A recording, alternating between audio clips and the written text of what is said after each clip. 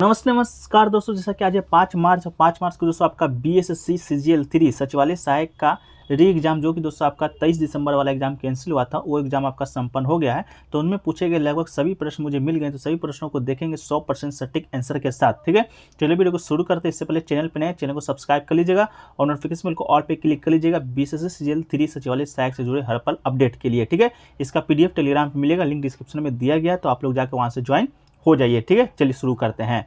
देखिए, आज का जो हमारा पहला प्रश्न है वो पूछा गया था, आपका बुद्ध चरित्र पुस्तक के लेखक कौन है। ठीक है, तो दोस्तों इसका राइट आंसर आपका अश्वघोष हो जाएगा। ठीक है, बुद्ध चरित्र पुस्तक के लेखक अश्वघोष हैं। अश्वघोष के द्वारा का बुद्ध चरित्र के जीवनी पर एक महाकाव्य लिखा गया था, तो इसका राइट आंसर आपका अश्वघोष हो जाएगा। ठीक है, चलिए अगला जो क्वेश्चन देखिए पूछा गया था, 2021 में मानव विकास सूचकांक में भारत का स्थान कितना था। तो मानव विकास रिपोर्ट 21-22 में भारत का जो स्थान था 191 देशों में आपका 132वां स्थान पर था, भारत 132, इसका राइट आंसर हो जाएगा। ठीक है, चलिए अगला जो क्वेश्चन आपसे पूछा गया था, चाय उत्पादन में भारत का स्थान कितना है।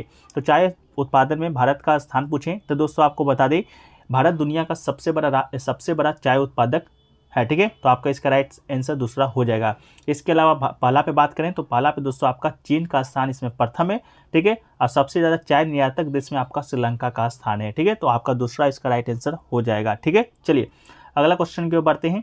अगला क्वेश्चन देखिए आपसे पूछा गया था, 1857 में फैजाबाद से किसने भाग लिया था। 1857 का क्रांति हुआ था, आप लोग को मालूम होगा, जिसे भारत का प्रथम स्वतंत्रता संग्राम कहा जाता है। इसमें जो फैजाबाद से दोस्तों आपका जो नेतृत्व किया था वो आपका मौलवी अहमदुल्ला शाह ने किया था। ठीक है, तो अहमदुल्ला शाह इसका राइट आंसर हो जाएगा, जिन्होंने फैजाबाद के मौलवी के रूप में प्रसिद्ध स्वतंत्रता सेनानी और 1857 के विद्रोह के नेता थे। ठीक है, चलिए इसका राइट आंसर आपका हो जाएगा। अगला क्वेश्चन देखिए पूछा गया था, भोजपुरी का शेक्सपियर किसे कहा जाता है। ठीक है, तो भोजपुरी का शेक्सपियर दोस्तों आपका भिखारी ठाकुर को कहा जाता है, जो कि गुड़ खाने के बहुत शौकीन थे।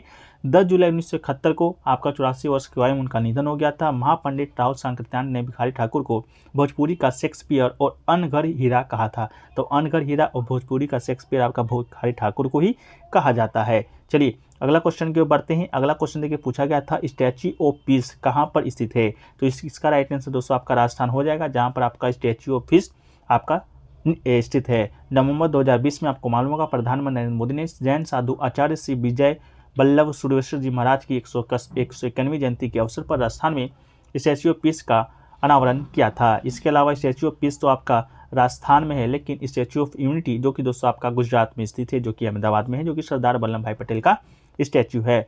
इसके अलावा अगला क्वेश्चन पूछा गया था, बंगाली भाषा कौन सी लिपि का है। तो इसका राइट आंसर दोस्तों आपका ब्राह्मी लिपि हो जाएगा। ठीक है, बांग्ला लिपि जो कि पूर्व नागरी लिपि का एक प्रामाणिक रूप है, जिससे कि बांग्ला भाषा समिया का विष्णुप्रिया मणिपुरी लिखने के लिए प्रयोग किया जाता है। पूर्व नागरी लिपि का जो संबंध है आपका ब्राह्मी लिपि के साथ है, तो इसका राइट आंसर ब्राह्मी लिपि हो जाएगा। अगला क्वेश्चन देखिए पूछा गया था, कीव है जो कि किसकी राजधानी है। तो कीव दोस्तों आपका यूक्रेन की राजधानी है, यूक्रेन की राजधानी है। यूक्रेन का सबसे बड़ा शहर है, जो कि नीपर नदी पर देश के उत्तर भाग में स्थित है, तो इसका राइट आंसर यूक्रेन हो जाएगा। अभी हाल में यूक्रेन और फ्रांस का युद्ध हुआ, यूक्रेन और रूस का युद्ध हुआ था, जिस कारण ये क्वेश्चन आपसे बना होगा। एक क्वेश्चन देखिए पूछा गया था कि लेंगोंग जो आपका नृत्य है वो आपका किस देश का है। तो ये दोस्तों आपका इंडोनेशिया का राइट आंसर हो जाएगा। ठीक है, लेंगोंग जो नृत्य है इसका आपका जो उत्पत्ति है आपका इंडोनेशिया में हुआ था। Legong is a form of balance dance, it is a refined dance from characterized by intricate finger movement, complicated footwork and expressive gesture and facial expression. ठीक है, तो इसका राइट आंसर आपका इंडोनेशिया हो जाएगा। अगला क्वेश्चन देखिए पूछा गया था कि भारत का चीफ जस्टिस ऑफ इंडिया वर्तमान में कौन है। ठीक है, तो भारत के चीफ जस्टिस ऑफ इंडिया वर्तमान में आपके जस्टिस डीवाई चंद्रचूड़ हैं, जो कि आपका पूर्व जो चीफ जस्टिस हैं जस्टिस यू ललित का जगह लिए थे। ठीक है, इन जो डीवाई चंद्रचूड़ हैं आपका भारत के 50वें मुख्य न्यायाधीश हैं, और आपका यू ललित आपका 49वें मुख्य न्यायाधीश थे। इनका जो कार्यकाल है आपका 10 नवंबर 2024 तक आपका रहेगा। ठीक है, चलिए एक क्वेश्चन देखिए पूछा गया था, दिव्यांगों के लिए रिजर्व बैंक ऑफ इंडिया ने कौन सा एप्लीकेशन है कि लॉन्च किया है। तो भारतीय रिजर्व बैंक यानी कि आरबीआई ने दृष्टिबाधित लोगों के लिए नोट की पहचान के लिए मनी ऐप लॉन्च किया है, तो इसका राइट आंसर आपका मनी ऐप हो जाएगा। इस ऐप की मदद से दृष्टिबाधित लोग आरबीआई द्वारा जारी सभी नोट्स की पहचान जो कि आसानी से कर सकेंगे। अगला क्वेश्चन देखिए पूछा गया था, तीसरा उच्च नागरिक पुरस्कार कौन सा है। तो इसका राइट आंसर दोस्तों आपका पद्म भूषण हो जाएगा, जो कि भारत का तीसरा सबसे बड़ा नागरिक सम्मान है। इसके अलावा दूसरा सबसे बड़ा नागरिक सम्मान की बात करेंगे तो पद्म विभूषण आपका दूसरा सबसे बड़ा नागरिक सम्मान है। इसके अलावा भारत रत्न जो कि दोस्तों आपका भारत का सबसे बड़ा आपका नागरिक सम्मान है। चलिए अगला जो क्वेश्चन देखिए पूछा गया था कि बर्मा को भारत में विलय है जो कि किसने किया था, तो इसको हम लोग वीडियो के अंत में देखेंगे। चलिए पूछा गया था कि बर्मा को भारत में विलय के समय आपके वायसराय कौन थे, ठीक है, तो हम लोग इसको वीडियो के अंत में देख लेंगे। एक क्वेश्चन देखिए पूछा गया था 73वां संविधान संशोधन से संबंधित आपका कथन दिया गया था, तो उसमें आपको बताना था कौन सा सही है। तो 73वां संविधान संशोधन आपको बता दें तो 1992 में पारित किया गया था। यह भारत में पंचायती राज व्यवस्था को लागू करने की दिशा में एक बड़ा कदम था। स्थानीय सुशासन की दृष्टि से संशोधन अधिनियम के द्वारा पंचायतों के गठन को संवैधानिक मान्यता प्रदान किया था। तो इससे क्या आपका कथन आया था, आप लोग कमेंट सेक्शन में बताइएगा। एक क्वेश्चन देखिए पूछा गया था 36वां राष्ट्रीय खेल का आयोजन है जो कि कहाँ पर हुआ था, तो अपने 36वें संस्करण में जो आपका खेल है वो आपका 2022 में गुजरात में आपका हुआ था। गुजरात में पहली बार राष्ट्रीय खेल का आयोजन हुआ है। राष्ट्रीय खेल 2022 गुजरात के 6 शहरों में आपका हुआ था। अहमदाबाद, गांधीनगर, सूरत, बड़ौदा, राजकोट और भावनगर में आयोजित किया गया था। अगला क्वेश्चन देखिए पूछा गया था पश्चिमी घाट के उत्तरी भाग को किस नाम से जाना जाता है, तो पश्चिमी घाट के उत्तरी भाग को आपका कोंकण या दक्षिणी भाग के मालाबार कहा जाता है। तो उत्तरी भाग आपका कोंकण हो जाएगा, दक्षिणी भाग को मालाबार कहा जाता है। अगला क्वेश्चन देखिए पूछा गया था लोधी वंश का स्थापना किसने किया था, तो इसका राइट आंसर आपका बहलोल लोधी हो जाएगा। बहलोल लोधी पश्तून लोधी जनजाति का प्रमुख था जो कि 1451 में आपका सुल्तान बना था। लोधी वंश आपका इब्राहिम लोधी इसका अंतिम शासक था जिसे बाबर ने हराकर मुगल साम्राज्य की स्थापना किया था। अगला क्वेश्चन देखिए पूछा गया था विंग्स ऑफ फायर पुस्तक के लेखक कौन है, तो इसके राइट आंसर आपके एपीजे अब्दुल कलाम हो जाएंगे। Wings of fire APJ Abdul Kalam और श्री अरुण तिवारी के द्वारा लिखित 180 पृष्ठ की पुस्तक द विंग्स ऑफ फायर पहली बार आपका वर्ष 2000 में प्रकाशित हुआ था। एक क्वेश्चन देखिए पूछा गया था राष्ट्रपति को हटाने के लिए कितना वोट चाहिए, तो देखिए भारत के राष्ट्रपति को हटाने के लिए सबसे पहले तो आपका संसद में महाभियोग को पारित किया जाता है। महाभियोग की बात करते एक अर्ध न्यायिक प्रक्रिया है जो कि संविधान के अनुच्छेद 61 में आपका प्रक्रिया संबंधित है। राष्ट्रपति के महाभियोग का एकमात्र अधिकार संविधान का उल्लंघन है। महाभियोग की प्रक्रिया संसद के किसी भी सदन से शुरू की जा सकती है। आरोप एक नोटिस सम्मिलित है जो कि आरंभ करने वाले सदन के कुल सदस्यों एक चौथाई सदस्यों के द्वारा हस्ताक्षरित होना चाहिए। तो इसका राइट आंसर आपका 1/4 हो जाएगा। प्रक्रिया शुरू करने के बाद राष्ट्रपति 14 दिन का अग्रिम सूचना दिया जाना चाहिए, ठीक है, तो ये आपका 1/4 आंसर हो जाएगा। एक क्वेश्चन देखिए पूछा गया था कि कौन सा आंदोलन में महात्मा गांधी जी ने भाग नहीं लिया था, तो इसका राइट आंसर आपका स्वदेशी आंदोलन हो जाएगा। स्वदेशी आंदोलन हो जाएगा। इसके अलावा एक क्वेश्चन पूछा गया था अशोक ने किस चीनी शासक के यहाँ बौद्ध धर्म के प्रसार के लिए भेजा था किसी को, तो इसका भी आंसर है जो कि अभी मिल नहीं पाया है, तो इसको हम वीडियो को अंत में जरूर देखने का प्रयास करेंगे, ठीक है। एक क्वेश्चन देखिए पूछा गया था आपका 1935 से संबंधित कोई आपका प्रश्न पूछा गया था। 1935 एक्ट से संबंधित बताना था कौन सा कथन आपका सही है। 4 कथन दिए गए थे। तो 1935 के अधिनियम की बात करेंगे तो इसके तहत दोस्तों आपका जाति, वर्ग, धर्म आदि के लिंग के आधार पर पृथक निर्वाचन प्रणाली अपनाया गया था, जिससे कि presidency corporation chamber of commerce से जमींदारों को पृथक प्रतिनिधित्व दिया गया था। केंद्र में द्विसदनीय शासन व्यवस्था लागू किया गया था, जिसके अंतर्गत केंद्रीय विधान परिषद और राज्य परिषद का गठन किया गया था। तो अपना देख लीजिएगा कौन सा आपका इसका राइट आंसर हो जाएगा, ठीक है। चलिए अगला क्वेश्चन की ओर बढ़ते हैं। तो अगला क्वेश्चन देखिए पूछा गया था आपका अखिल भारतीय किसान सभा का स्थापना है जो कि कब हुआ था।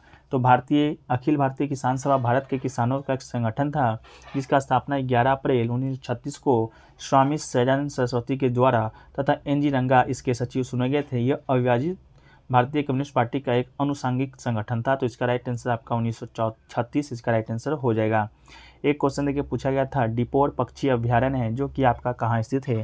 तो ये दोस्तों असम में मीठे पानी की सबसे बड़ी झीलों में से एक है जो कि बर्ड लाइफ इंटरनेशनल के द्वारा घोषित एक महत्वपूर्ण पक्षी क्षेत्र है। दीपोर बाल को नवंबर 2000 में रामसर साइट के रूप में नामित किया गया था। यह गुवाहाटी शहर असम के दक्षिण पश्चिम की ओर स्थित है तथा ब्रह्मपुत्र नदी का पूर्ववर्ती जल चैनल है। तो इसका राइट आंसर दोस्तों आपका असम हो जाएगा, ठीक है। एक क्वेश्चन देखिए पूछा गया था हिंदी भाषा के विस्तार के लिए कौन सा अनुच्छेद आपका संबंधित है।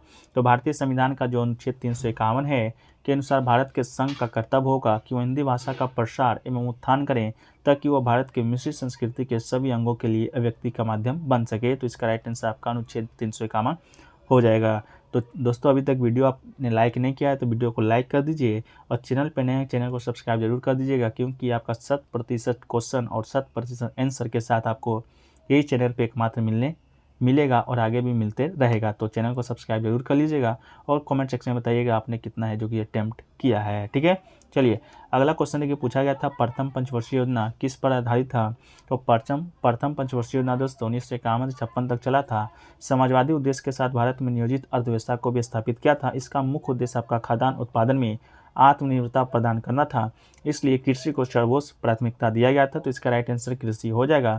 यह योजना मुख्य रूप से प्राथमिक क्षेत्र के विकास पर केंद्रित था। ठीक है, तो इसका राइट आंसर आपका कृषि हो जाएगा। ठीक है, चलिए अगला क्वेश्चन देखिए, पूछा गया था फिरोज शाह तुगलक के जीवनी का शीर्षक क्या था। तो सुल्तान फिरोज शाह तुगलक जो कि आपका 1309 से आपका 1388 तक तुगलक वंश का एक शासक था। ठीक है, 1351 से 1388 शासन किया था दिल्ली सल्तनत पर। फिरोज शाह तुगलक ने उसी तरह से वास्तुकला में योगदान दिया है जैसे कि शाहजहां ने वर्षों के बाद किया था। फिरोज शाह तुगलक ने एक आत्मकथा लिखा था जिसका आपका शीर्षक था फुतूहत ए फिरोज शाही। ठीक है, तो इसका राइट आंसर आपका हो जाएगा फुतूहत ए फिरोज शाही। ठीक है, चलिए अगला क्वेश्चन देखिए, पूछा गया था तारों का टिमटिमाना किसका उदाहरण है। ठीक है, तो तारों का टिमटिमाना दोस्तों आपको बता दें तो तारों का जो टिमटिमाना है तारों के प्रकाश का वायुमंडलीय अपवर्तन के कारण होता है। तो इसका राइट आंसर आपका वायुमंडलीय अपवर्तन हो जाएगा। इसका जो आपका कारण है कि कुछ प्रकाश किरणें सीधे हम तक पहुंचती है और आपका कुछ हमसे दूर और हमारी ओर बंकन करती है। यह तेजी इतनी तेजी से एक टिमटिमाहट प्रभाव के देता है तो क्या होता है। ठीक है, तो इसका राइट आंसर वायुमंडलीय अपवर्तन हो जाएगा। एक क्वेश्चन देखिए, पूछा गया था मौर्य के समय की लिपि क्या थी। तो मौर्य काल में दोस्तों आपका ब्राह्मी लिपि का है जो प्रयोग सर्वाधिक किया गया था। तो इसका राइट आंसर आपका ब्राह्मी हो जाएगा। एक क्वेश्चन देखिए, पूछा गया था पानी की कठोरता इनिशियल कौन सी यौगिक से दूर की जा सकती है। तो वाशिंग सोडा जिसे कि सोडियम कार्बोनेट के रूप में जाना जाता है। Na2CO3 इसका सूत्र होता है। ये एक रासायनिक यौगिक है और पानी से अस्थायी और अस्थायी कठोरता को दूर कर सकता है। तो इसका राइट आंसर आपका वाशिंग सोडा बिल्कुल हो जाएगा। एक क्वेश्चन देखिए, पूछा गया था बजट 2023 में टैक्स फ्री कितना राशि तक किया गया है। तो फाइनेंशियल ईयर 2023-24 का बजट पेश करते हुए वित्त मंत्री निर्मला सीतारमण जी ने 5 लाख रुपए के बजाय अब 7 लाख रुपए तक के सालाना आय को टैक्स फ्री करने का घोषणा किया है। तो 23-24 का बजट में दोस्तों आपका 7 लाख था और 22-23 का बजट में आपका 5 लाख था। तो आप लोग कमेंट सेक्शन में बताइएगा कि 22-23 का पूछा गया था या 23-24 का। ठीक है, 22-23 का पूछा गया होगा तो 5 लाख और 23-24 में आपका 7 लाख इसका राइट आंसर हो जाएगा। ठीक है, एक क्वेश्चन देखिए, पूछा गया था सुमित नागल है जो कि किस खेल से संबंधित है। तो भारतीय टेनिस खिलाड़ी सुमित नागल को ग्रैंड स्लैम से कई शीर्ष खिलाड़ियों को बाहर निकालने के बाद यूएस ओपन एक मुख्य ड्रॉ में सीधा प्रवेश मिला है। तो ये आपका टेनिस खिलाड़ी हैं कौन, सुमित नागल। ठीक है, बर्मा का विलय वाला दोस्तों आपका जो बर्मा का विलय हुआ था आपका भारत में उस समय आपका जो गवर्नर जनरल था उस समय दोस्तों आपका लॉर्ड डफरिन था। ठीक है, तो इसका राइट आंसर दोस्तों आपका लॉर्ड डफरिन हो जाएगा जिसका शासनकाल आपका 1884 से 1888 था। अब बका जो बर्मा का विलय हुआ था आपका तीसरा आंग्ल बर्मा युद्ध के समय हुआ था, युद्ध के बाद हुआ था। उस समय भारत का गवर्नर आपका वायसराय था, भारत का वायसराय लॉर्ड डफरिन था। इसके अलावा जो दूसरा आपका हुआ था उस समय आपका लॉर्ड डलहौजी था, लेकिन आपका इसका राइट आंसर आपका क्या हो जाएगा, लॉर्ड डफरिन हो जाएगा। ठीक है, तीसरे आंग्ल बर्मा युद्ध के दौरान अंग्रेजों ने पूरे बर्मा पर कब्जा कर लिया था, उसे भारतीय प्रांत के रूप में कब्जा किया था। ठीक है, इसके अलावा 1935 में बर्मा एक क्राउन कॉलोनी बन गया था। तो इसका राइट आंसर आपका लॉर्ड डफरिन हो जाएगा। ठीक है,